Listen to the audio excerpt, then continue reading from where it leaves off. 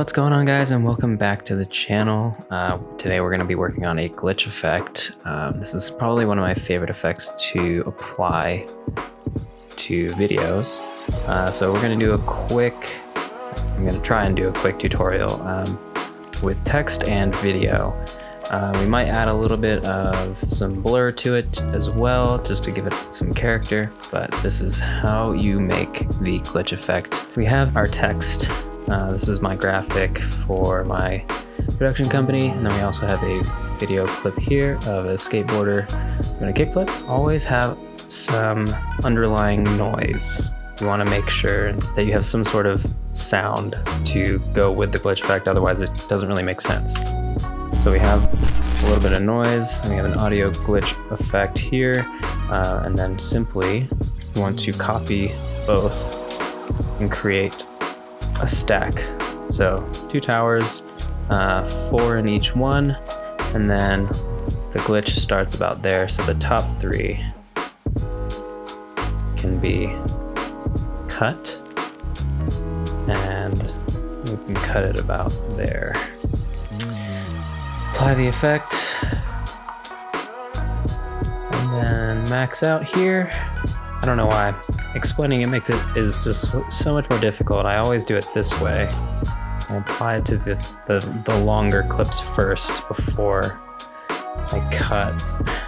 It's so weird. When you're trying to teach something, it is a lot more difficult to remember how you actually do it, because that is way more efficient. Duh. Now we can delete these portions. So that's what it should look like, having everything maxed out on the number. And then why don't we add Gaussian blur on a couple of them as well, just to make it fun.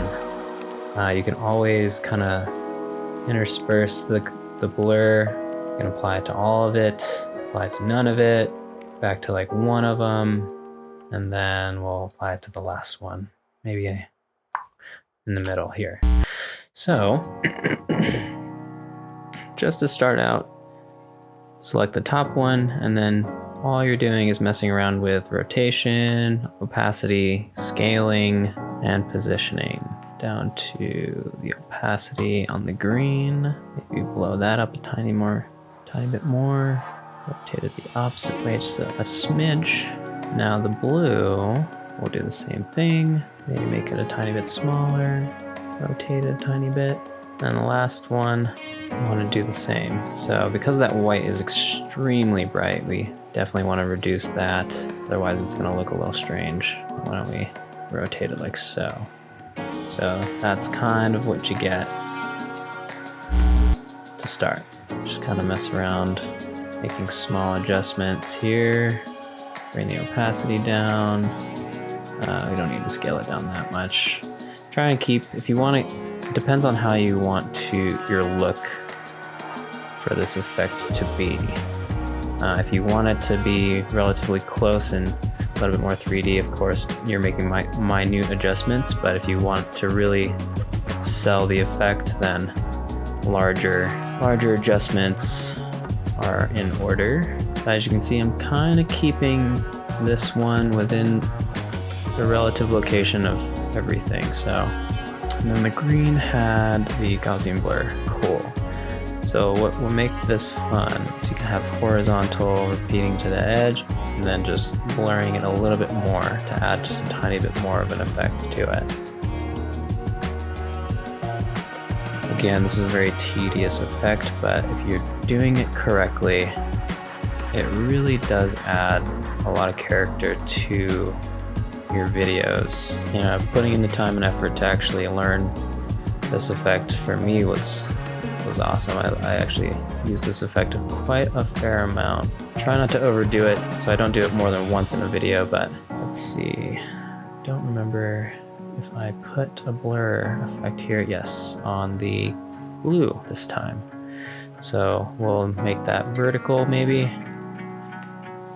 increase the opacity so you really can tell that there's something blurry. Like in this clip, you can see that the green is definitely blurred. Of course, with one keyframe, it's going to be really difficult to see, but it will definitely be worth it. Now, this is the bottom layer. Definitely can already tell that there's some sort of blur there, which is really cool.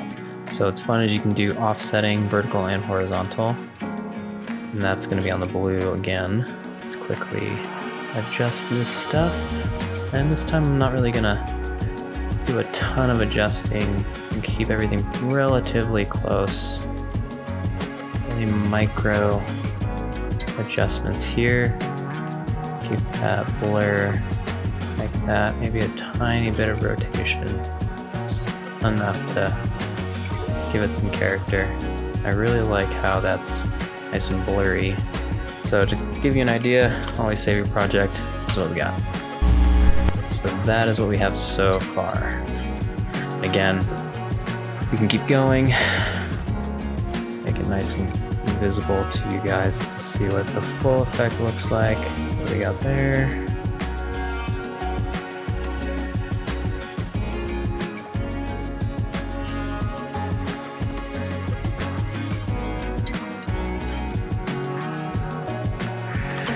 Save, and this is kind of what we end up with.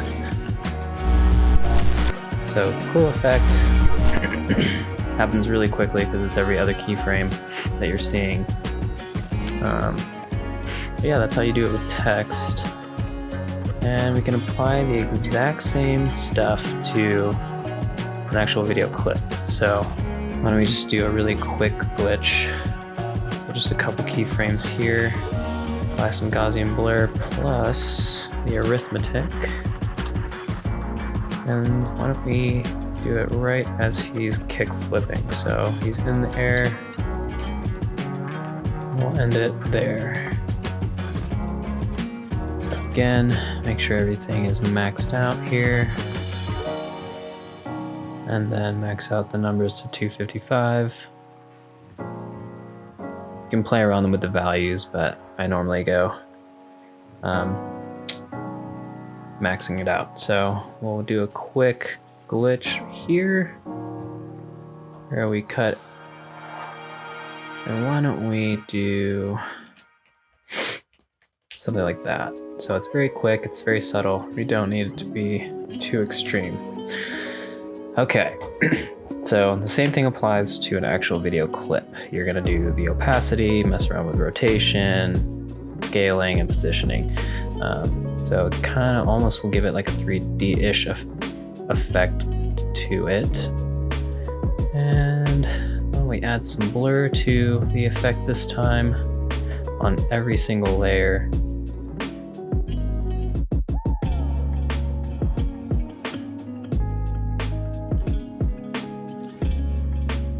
So this is the effect that you get. It's really quick. You can always add some more by just providing an extra bit of space between the clips. So there are other things that you can apply to make the glitch effect look a little bit more realistic or a little bit more fun. You can really overdo it, but it's definitely a fun effect to apply to your videos. It's also a really good way to transition from one clip to another. But yeah, if you like this video, don't forget to like and subscribe. Check out some of the links below, and I will see you in the next one.